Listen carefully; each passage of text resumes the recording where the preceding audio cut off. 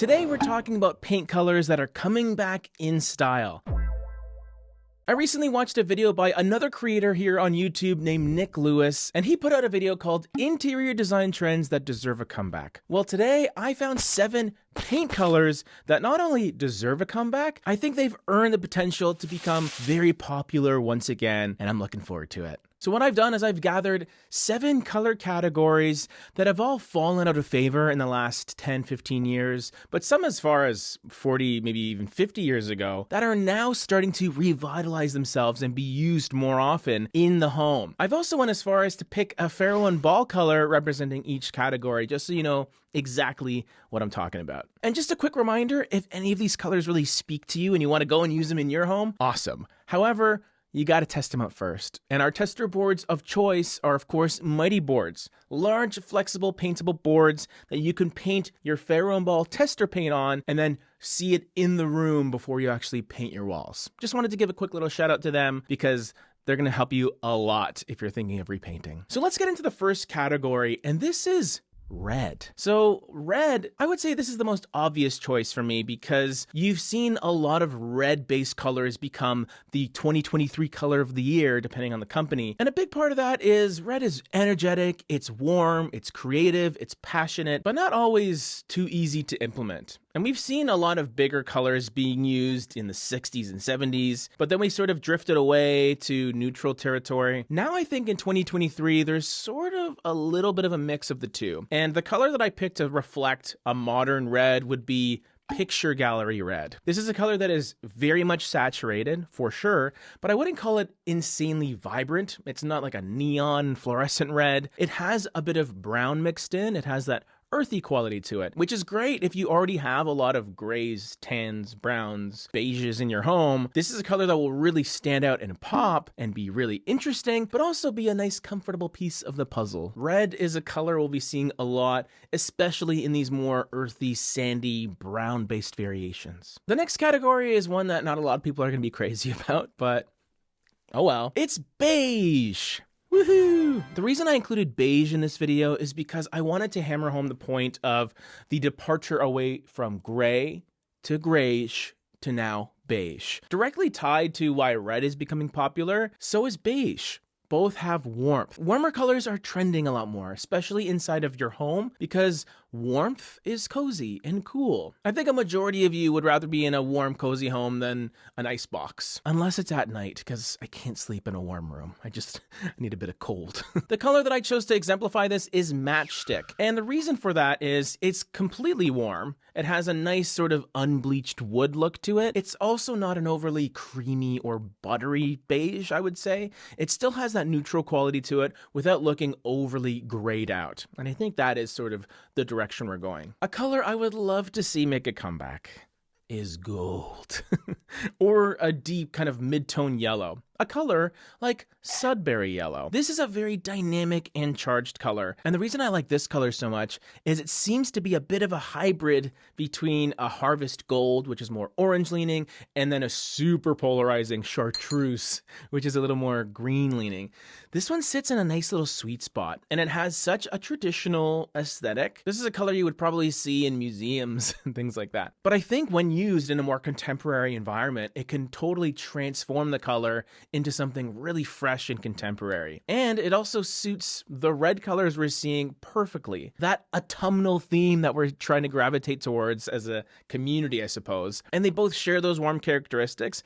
Obviously, the yellow is the warmest of the bunch. But I absolutely love these types of colors as long as they're not used all over, because they are a lot and you have to be careful not to overuse them, even for someone like me that gravitates towards it. Next up, we have warm off-white. Another sort of obvious choice to some of you. We have finally begun the departure away from stark, clean, sterile whites. I remember 15 years ago, we all loved cloud white, we loved Swiss coffee. Then we started to shift to simply white.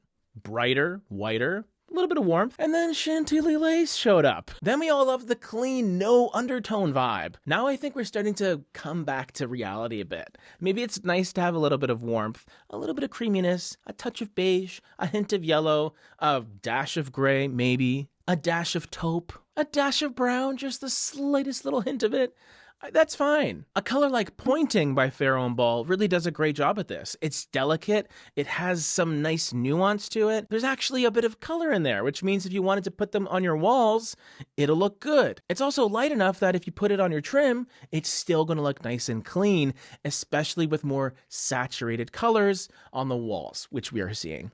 So it all works. The next color making a comeback is pink. Not just any pink, though. Pink had its moment where we started seeing these more glam looks with bubblegum pink. Colors like red and yellow, those are becoming more bold. I think pink is scaling back a bit to a more understated blush look that you can therefore use in more areas. So I picked out a color right here by Pharaoh and Ball called Pink Ground, which is sort of a dusty neutral pink. And what's great is you get that essence of pink, right? You have blush, you have a bit of peachiness, and of course pink, but it's in a neutral sort of vessel that allows you to use it more liberally. Brighter pinks just feel a bit one note in a lot of situations, where a color like this, it opens the doors to other parts of your home. You don't need to feel weird about putting this in a living room or a family room or a dining room. Bedrooms, of course, are great choices. You give yourself more options because it is closer to what a traditional neutral would feel like. And I would even call this a nearly neutral. It's almost beige, it's kind of tan, but really it's all about that dusty pink quality.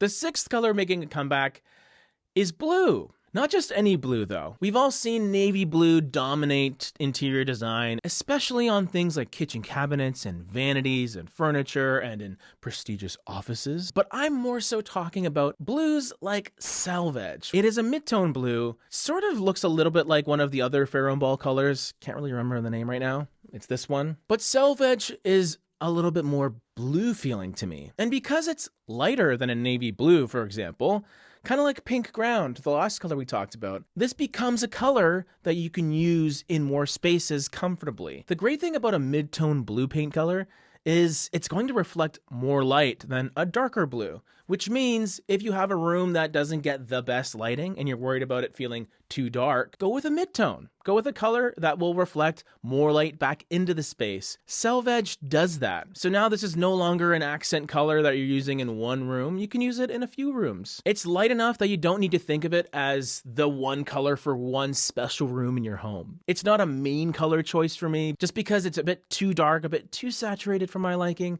and it's also going to be tricky to connect all the dots in the other rooms in your home, if this is in your hallway, for example. But I could see myself using this way more as a wall color than I would Hague blue, for example. And finally, the last color that I feel is really coming back in style is green. And not just any green, because I love all kinds of green, whether it's really neutral green ages or deep dark forest greens. But just continuing on the warm color trend, I really see colors like Bancha coming back in style, and I hope I pronounced that correctly. What I love about colors like this is they're super deep, super saturated, and they have a little bit of an olive warmth to them, which is what differentiates it from a hunter green or a deep dark jade.